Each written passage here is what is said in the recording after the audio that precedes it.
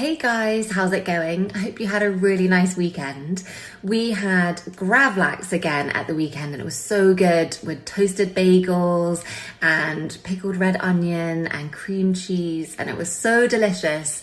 I know that I showed you how to do it a few weeks ago now, but I did it all in real time, and because you need to leave it in the fridge for 24 to 48 hours, my videos were all a little bit disjointed, so I'm going to pop them up again so that they're all in one place.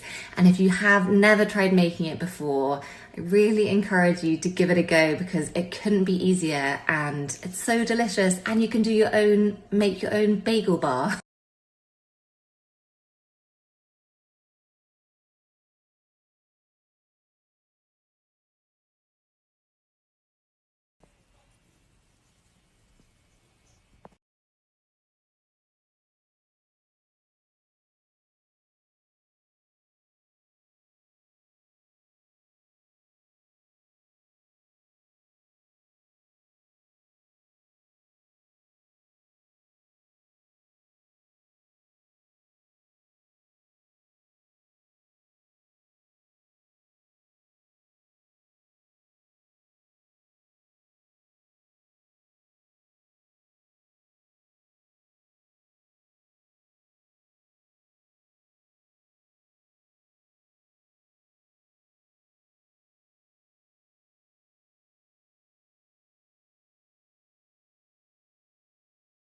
Hey, so here we are 48 hours later with my salmon. Look at that colour.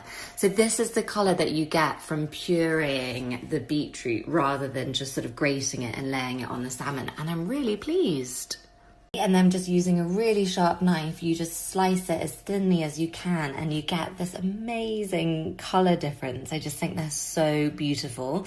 A sharp knife is key here. Mine's kind of like a sword, but this is very, very